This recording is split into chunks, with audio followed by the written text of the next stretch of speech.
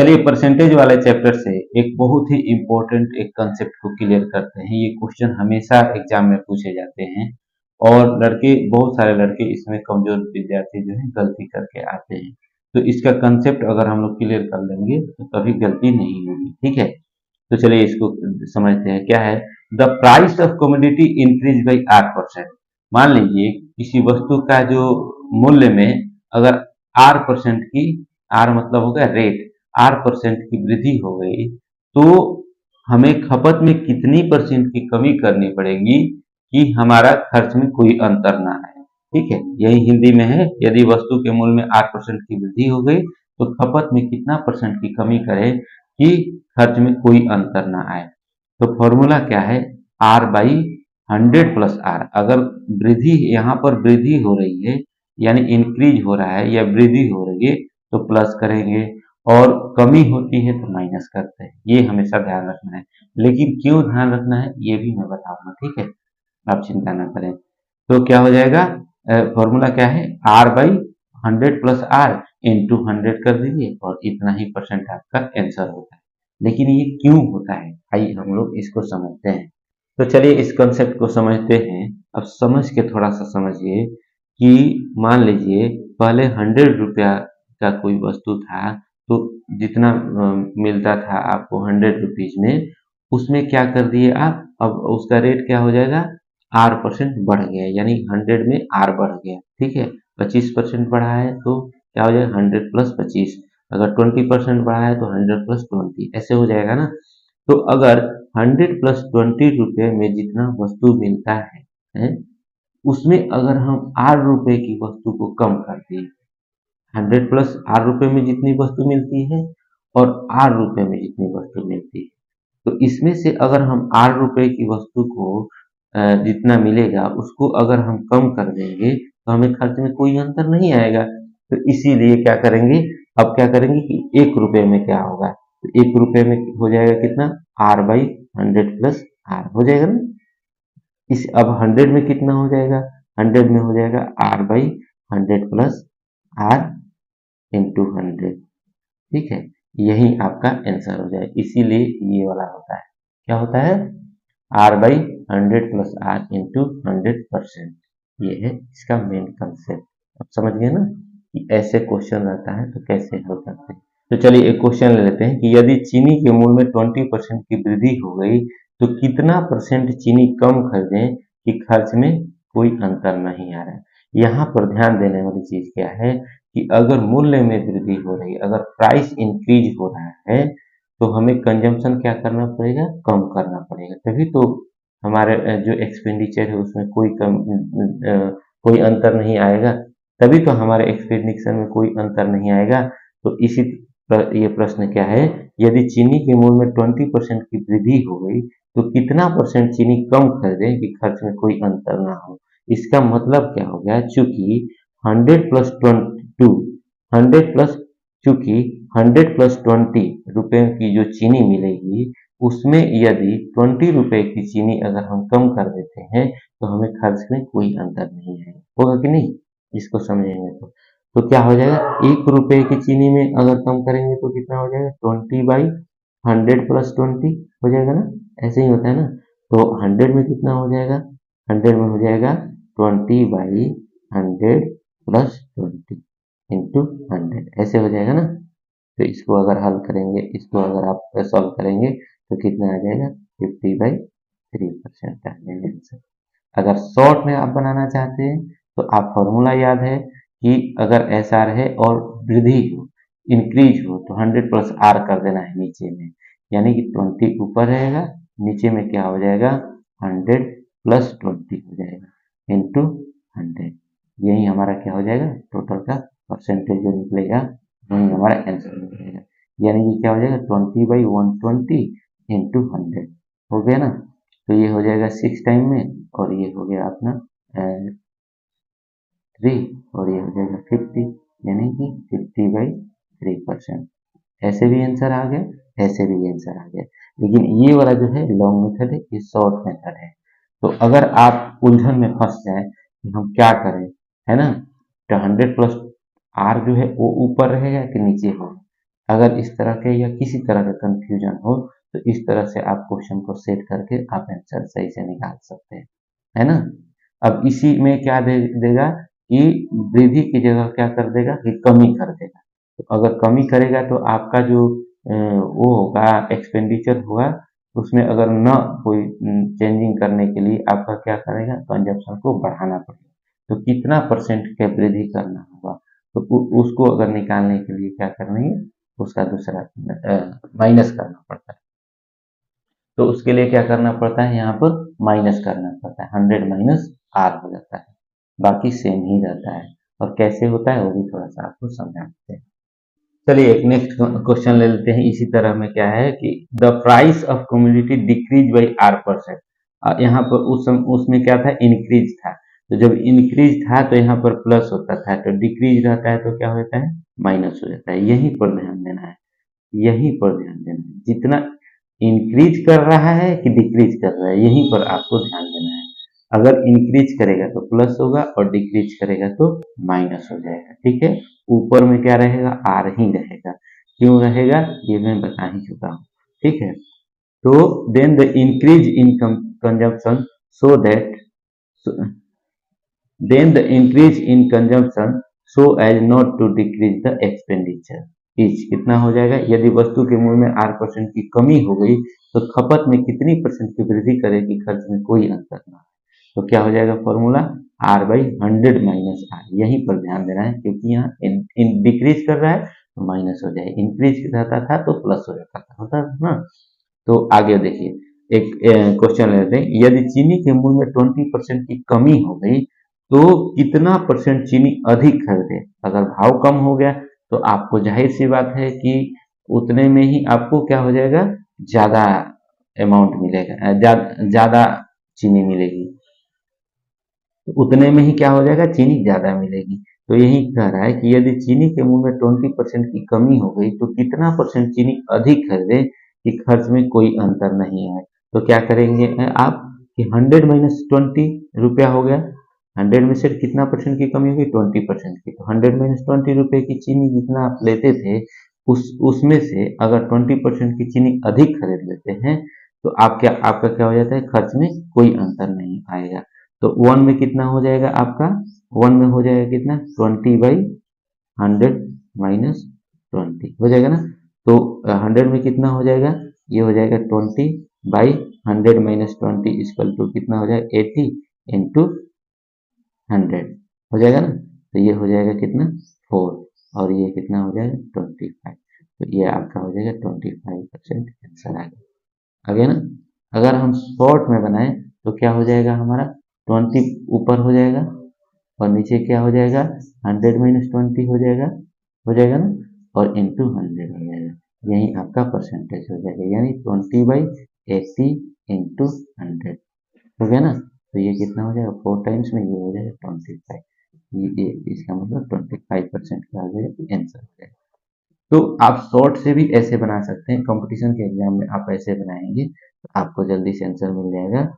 और अगर आप लोअर क्लास में हैं या और अच्छी तरह से समझ के बनाना चाहते हैं या समझना चाहते हैं एक बार ये, तो आप ऐसे बना सकते हैं। ये हो गया लॉन्ग मेथड, ये हो गया शॉर्ट मेथड।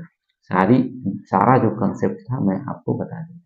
अब आपको इस तरह के सवाल कभी उलझन नहीं पैदा करेंगे, आप उसको समझ के बड़े आसानी से और जल्दी से सही करके आएंगे, ठीक है। समझ गए ना। अगर मेरा पढ़ाने का तरीका आपको अच्छा लगे तो कृपया चैनल को लाइक शेयर और सब्सक्राइब कीजिए। बहुत बहुत धन्यवाद, थैंक यू। तो चलिए जो हम फॉर्मूला सीखे हैं उसी फॉर्मूले पर एक क्वेश्चन ले लेते हैं आर एस अग्रवाल का। यदि पेट्रोल की कीमत में 25% की वृद्धि हो जाती है या बढ़ गई तो खपत में कितनी कमी करें कि खर्च में कोई अंतर ना हो। ठीक है, यहाँ पर क्या हो रही है, 25% कीमत क्या हो रही है, बढ़ रही है। तो हमारा फॉर्मूला क्या है, R/100 प्लस आर।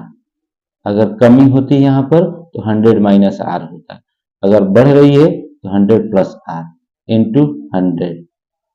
यही है फॉर्मूला, इतना ही परसेंट हो गया। तो आर कितना है हमारा 25, ठीक है, 100 प्लस 25 इंटू 100, यही हो गया ना। तो ये कितना हो जाएगा, 25/125 इंटू 100 हो गया। अब 5 टाइम्स में ये हो गया 20, यानी कि 20%। ये हो गया आपका आंसर।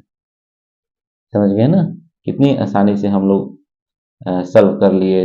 अगर हम लोग समझ गए हैं इसके बेस को, इसके कंसेप्ट को, तो आसानी से सॉल्व कर लिए। अब देखिए पिछले वाले क्वेश्चन में 25% कीमत क्या थी, बढ़ गई थी, तो हमें खर्च को घटाना पड़ा था। इसमें 25% कीमत क्या है, घट गई है, तो हमारा खपत क्या हो जाएगा, बढ़ जाएगा। तभी तो खर्च में कोई अंतर नहीं आएगा। इस तरह का अगर क्वेश्चन रहे तो यहाँ पर जो कीमत है ना वहां पर ध्यान देना है, न कि खपत वाला पर ध्यान देंगे। खपत वाला में क्या ध्यान देंगे तो गलत हो जाएगा आपका। कितना बढ़ाएं, यहाँ पर बढ़ाए वाला अगर फॉर्मूला लगा दिए तो क्या हो जाएगा, गलत हो जाएगी। यहाँ पर ध्यान देना है कीमत कितनी परसेंट घट गई, तो घट गई तो क्या होगा फॉर्मूला R/100 माइनस आर। ठीक है, यहीं पर ध्यान देना है, ये नहीं यहाँ पर ध्यान देंगे तो गलत हो जाएगा। कितना बढ़ाएं करेंगे तो प्लस कर देंगे आप, तो गलत हो जाएगा। ठीक है, तो यहीं पर ध्यान देना है, कितनी कीमत घट रही है तो माइनस होगा, बढ़ रही है तो प्लस होगा, बस इतना सा ध्यान देना है। अब उसके बाद क्या कर दिया, 100 से मल्टीप्लाई कर दीजिए, क्योंकि आपको परसेंटेज में चाहिए, है ना, परसेंटेज में चाहिए तो 100 से मल्टीप्लाई करना पड़ेगा। तो कितना हो जाएगा 25, 100 माइनस 25 इंटू 100, यही परसेंटेज हुआ ना आपका। तो कितना हो जाएगा, ये हो जाएगा कितना 25/75 इंटू 100, ये हो गया आपका परसेंटेज। इसको कट पिट कर दीजिए, ये 3 टाइम्स में 100/3 यानी कि 33 ये परसेंट हो गया आपका आंसर। समझ गए। तो इस तरह से समझ समझ के अगर आप इस टाइप के क्वेश्चन को समझ गए तो समझिए कि आपका ये इस टाइप का जो क्वेश्चन है आपका हो गया। अब इसमें आपको कभी जीवन में कभी भी दिक्कत नहीं होगी। समझ गए ना। चलिए अब अगले टाइप के क्वेश्चन में बढ़ते हैं। सेम इसी इसी कंसेप्ट पर बढ़ेगा वो भी, देखिए। तो चलिए परसेंटेज में एक नेक्स्ट टाइप का एग्जांपल लेते हैं, नेक्स्ट टाइप का क्वेश्चन लेते हैं। क्वेश्चन ये टाइप है 7। अगर 6 टाइप के क्वेश्चन आप नहीं देखे हैं तो पीछे का वीडियो देख करके आप कंसेप्ट क्लियर कर लीजिए, आपका सारा कंसेप्ट क्लियर हो जाएगा। उसका लिंक डिस्क्रिप्शन बॉक्स में रहेगा। तो चलिए क्वेश्चन पे चलते हैं। क्या है, if A is R% more than B then B is less than A by.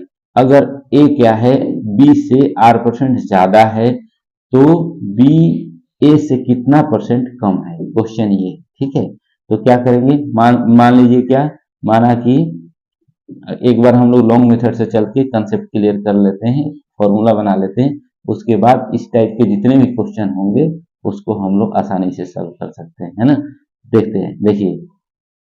तो देखिए, माना कि b इक्वल टू कितना 100, मान लीजिए 100 मान लीजिए b को। ठीक है, तो a कितना हो जाएगा हमारा, a R% ज्यादा है ना, तो ये 100 प्लस R हो जाएगा, है ना। b इतना हो गया, a कितना हो जाएगा 100 प्लस R हो जाएगा, है ना। अब यहीं पर ध्यान देना है, देखिए क्या है कि a b से कितना परसेंट कम है ना, कितना परसेंट कम है, यही हमें निकालना है। ये निकालना है तो ए का वैल्यू कितना है 100 प्लस आर, है ना। अब 100 प्लस आर क्या हो गया, ए हो गया। इतना से बी यानी कि 100 कितना कम है, 100 कितना कम है, आर आर ही कम है ना। अगर इसमें से आर घटा देंगे तो हमारा क्या हो जाएगा 100 हो जाएगा, यानी बी हो जाएगा। आर कम है, इतना से आर कम है कौन, बी। तो 1 से कितना हो जाएगा R/100 प्लस आर हो जाएगा ना। तो 100 में कितना कम हो जाएगा, R/100 प्लस आर इंटू 100, यही हो जाएगा हमारा। अगर 100 में जितना होता है वो वही क्या हो जाता है, परसेंटेज। अब यहाँ देखिए क्वेश्चन एक ले लेते हैं उसी फॉर्मूले पे। If A salary is 50% more than B, यानी कि बी के सैलरी से ए की सैलरी कितना है 50% ज्यादा है, मोर देन है। ठीक है, यहीं पर ध्यान देना है। तो how much percent is B salary less than A, यानी कि बी की जो सैलरी है ए की सैलरी से कितना परसेंट कम है। ठीक है, तो इसमें क्या करेंगे हम लोग, जो बताए हैं, इसमें क्या फॉर्मूला है कि R/100 प्लस R। क्यों? क्योंकि यहाँ मोर देन दिखा रहा है, तो R/100 प्लस R हो जाएगा इंटू 100%। यही जो परसेंटेज आपका निकलेगा उतना ही क्या होगा, बी की सैलरी ए से कम होगा। ठीक है, तो ये कितना हो जाएगा हमारा 50/100 प्लस R इक्वल टू हो जाएगा 100 प्लस 50 इंटू 100 हो जाएगा ना। ये परसेंटेज आप निकाल लीजिए, बस हो जाएगा। यानी कि 50/150 इंटू 100। ठीक है, इसको आप सॉल्व कर देंगे तो कितना हो जाएगा, ये 3 टाइम्स में, तो ये कितना हो जाएगा 33% हो जाएगा आंसर। समझ गए ना। ये नहीं कि ए की सैलरी 50% ज्यादा है तो बी की सैलरी भी 50% कम होगी इससे, ए से, ऐसा नहीं होता है। तो पहले वाला क्वेश्चन में क्या था कि सैलरी जो थी 20% ज्यादा थी, मोर देन 20% थी। इसमें क्या है, लेस देन है, तो हमारा फॉर्मूला क्या हो जाएगा, R/100 माइनस R हो जाएगा, है ना, क्योंकि लेस देन है इंटू 100। ये हो जाएगा, तो ये कितना हो जाएगा आपका, R कितना है 20 और 100 माइनस 20 इंटू 100, तो ये कितना हो जाएगा 20/80 इंटू 100। ये क्या हो जाएगा 4 टाइम्स में, ये क्या हो जाएगा 25, यानी कि 25% आपका आंसर हो जाएगा। समझ गए। तो अगर कंसेप्ट के हिसाब से समझिए, अगर मान लीजिए फॉर्मूला नहीं याद है तो कैसे हल करेंगे कि ए की सैलरी क्या है 20% लेस देन बी की सैलरी। तो बी की सैलरी अगर 100 है तो ए की सैलरी कितनी है 80 है, 100 माइनस 20 है, तो क्या हो जाएगा, ए की सैलरी से कितना अधिक है, ये देखिए, ये ए क्या है 80 है, तो कितना अधिक है 20 अधिक है ना। ए की सैलरी 80 है तो बी की सैलरी कितना अधिक है, बी की सैलरी 20 अधिक है, तो 1 में कितना हो जाएगा 20/80 और 100 में कितना हो जाएगा 20/80 इंटू 100। यही होता है ना परसेंटेज निकालने के लिए, 100 में कितना है, तो ये 4 टाइम्स में ये हो जाएगा 25, यानी कि 25%। समझ गए ना। ये हमारा हो गया क्या, लॉन्ग मेथड समझ के, और ये हमारा क्या है फॉर्मूला के हिसाब से। तो दोनों अगर आपके पास अस्त्र शस्त्र रहेंगे तो कभी एग्जाम में आप फेल नहीं होंगे, आप उसको सही करके ही आएंगे। ध्यान यही देना है कि ए की सैलरी या जो भी शुरू में जो कह रहा है वो ये 20% लेस देन है या ग्रेटर देन है या मोर देन है, समझ गए ना। यहीं पर ध्यान देना है, आगे ज्यादा ध्यान नहीं देना है, यहाँ पर ध्यान देना है कि 20% लेस देन है या मोर देन है। अगर लेस देन है तो 100 माइनस आर होगा, अगर मोर देन है तो 100 प्लस आर होगा। बस इतना सा आपका कंसेप्ट है, इसको समझ लीजिए। अगर उसके बाद भी नहीं समझ में आए तो आप क्या कर लीजिए कि एक को मान लीजिए एक को मान लीजिए 100, तो दूसरा को आप 20% कम करके क्या मान लेंगे 80 हो जाएगा।